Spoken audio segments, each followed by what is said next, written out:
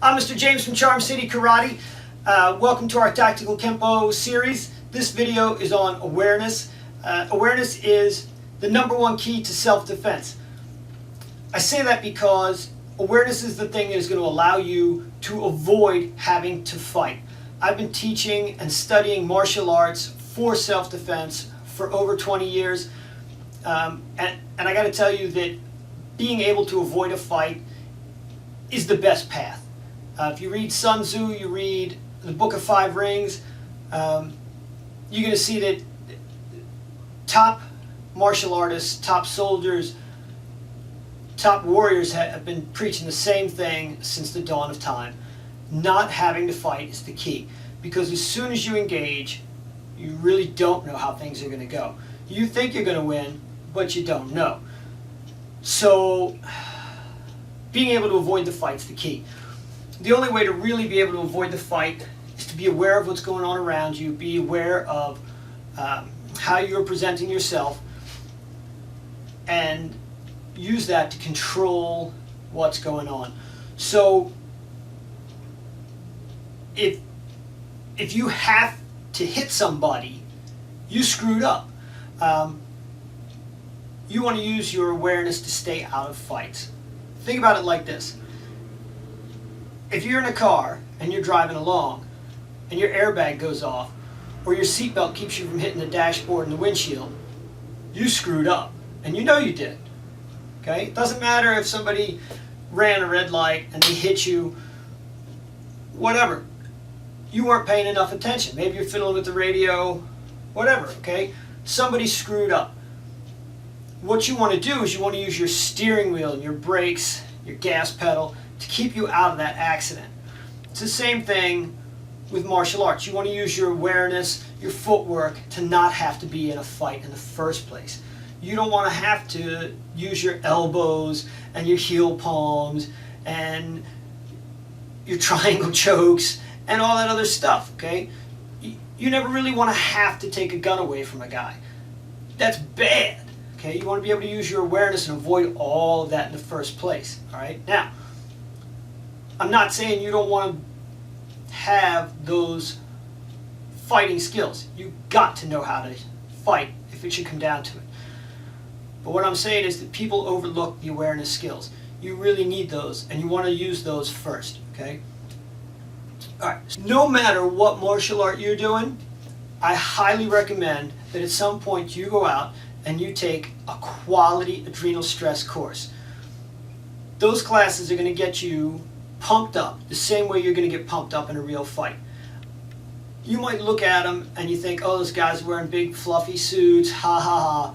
But I'll tell you what, your lizard brain doesn't know the difference. And when that guy gets in your face and he's pointing at you and he's calling you names, you're going to get all jacked up just like you will in a real situation when somebody's yelling at you and calling you names. They're going to engage your awareness skills for distance and boundary setting and paying attention to how you're presenting yourself and all that kind of stuff, just like you're going to need to in a real life situation. They're also going to help you realize the difference between how you're going to act in a karate school when you're wearing your cool uniform and everything's controlled and everybody bows and they say yes sir, and it's all very controlled, and the way you're going to react when guy's in your face and he's calling you names and it's raining outside and he shoves you up against a car, and things are very different, okay? And it's going to be applicable to whatever martial art you do. All right. There's two kinds of awareness you got to take into consideration. The first kind of awareness is environmental awareness. Okay, that's what's going on around you on the outside of you.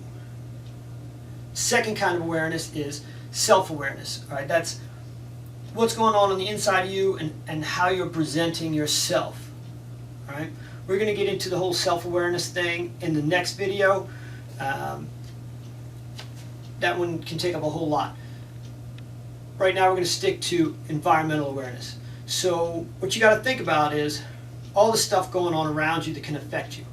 All right, so where are you? Okay, are you at a party? Are you at a club? Are you in an abandoned parking mall? Are you in New York City? Do you live in a high crime area? All right? If you're in Baltimore, where I live, you can be in one area of Baltimore City where it's pretty mellow, and you go 3 blocks over and all of a sudden you are in the hood where the crime rate is excessively high and people get shot all the time. Now, if you're an outsider, you might not realize it, although the boarded up houses and the distinct change in the local clothing should tell you. But I don't know, maybe if you're from the country you don't notice. But you need to be aware of those sorts of things. We had a case locally a bunch of years ago where there was a local school teacher who was in a parking garage, and he was approached by some students that were at his college. Right now, these were former students of his. Late at night in this parking garage, they came up to him. They said some nasty things to him that I believe ended with, "And give us your wallet." He was not aware of where he was, when it was, and his new hierarchy in the world. So he said some things to them along the lines of, "You young gentlemen, stop screwing around." They said some more nasty things. He said some stupid things back. The end result was he caught a shotgun blast to the chest and died. All right. He could have given them his wallet, which is what they were after. He could have run. He could have paid attention to where he was and when he was. He didn't. He still thought, "I'm a school teacher, and these students, these kids are my students, and they should obey the rules." He was not aware. All right? He wasn't aware of where he was or when he was or really what was going on. You need to pay attention to those things. He could have avoided that. Okay, so there's a good example of where you are and when you are. All right? You also need to pay attention to who is around you. Okay? If you're, say, in a party and it's all your friends, you can relax. If you're in a party with all your friends and a guy comes up and he gets in your face and you look around and all of a sudden your friends aren't around you and it's all his friends, you can no longer relax. You have to pay attention. You also have to know when is it. Okay? Going to a parking garage at 1 in the afternoon is different from going into a parking garage at 1 in the morning. You have to be aware of these things. Okay? Also, you go to a party, you have to be aware of how you got there. Did you drive or did you go with your friend? If you went with your friend, is your friend still there? Did your friend hook up and leave you there at the party? Now you have a problem. How are you going to get home? So you also have to pay attention to why you're there. If you went to this party and your friend drove, and your friend is there to hook up, and your friend manages to hook up, odds are they're going to leave. Now you have no ride, and your friend's gone. That's bad. All right, so now you're stuck. Okay, so you have to take all these things into consideration. Okay, be aware of all kinds of things that are going on around you. Okay, if you go to Mardi Gras, why are you at Mardi Gras? Are you there because you're a photographer and it's your job to take pictures of stuff? If you are, it's a good idea to stay sober. All right? How did you get there? Did you fly in? Did you rent a car? Do you live there? Things to keep in mind. If you rented a car, be aware that rental cars are easy to spot. Not as easy as they used to be. Enterprise and those companies used to put a big sticker on the back so everybody would know and they could advertise. Do you know why they switched to those little tiny stickers? Because carjackers used to target those because they knew that they were out-of-town people. And they would come up and they would bang into them and people would get out and they knew they were easy victims because they weren't from around, and they would steal the cars and they would mug the people. So they just switched to littler stickers, and some of the rental car companies don't even use stickers or any kind of indicators on the rental cars anymore. All right, so you need to be aware of lots of factors in the environment. Okay, I'll give you another real world example. About, I think it was 10 or 15 years ago, there was an actress up in New York City, small actress, like probably waited tables most of the time. She was walking down the street with her friends at night. All right, so again, what are your factors here? You're in New York City with a couple of friends at night. Okay, so a couple of guys come up to her. One has a gun, points it at her. Think about what's going on here. He says, "Give me your money." You can always replace stuff. The thing to do here is to give up your stuff. She says, "No." He calls her some dirty names and says, "Give me the money." She's obviously not paying attention to what's going on here, and she says, "What are you going to do, shoot me?" So he shoots her. Bang! She dies, he takes her stuff, and he runs away. Okay, so obviously she was not paying attention to her environment or herself. Snotty attitude plus guy with gun equals dead. Okay, you got to pay attention to what's going on around you. Be aware, avoid getting into fights. It's pretty easy. If she'd given up her stuff, he probably would have just left. It wasn't like he said, "Let's go around the corner where I can X."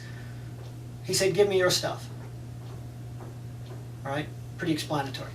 So, to recap, awareness is your number one self-defense skill. Right? In the ABCs of self-defense, there's a reason that awareness is first. Okay, it's not the CBAs, it's the ABCs. Okay? Practice awareness. Here's an easy drill for you, and it's kind of fun. Every day when you drive home, you probably take the same route, especially as you get closer and closer to home. So what you do, as you're driving home, or if you take the bus, you can do the same thing because buses usually take the same route. Anyway, as you're driving home, on the street that leads right up to your house, or the last couple streets, if you have a really good memory, as you drive home, look around and try to notice one thing that changes every day. All right? You might think, "Oh, my street's always the same," but try to notice something that has changed.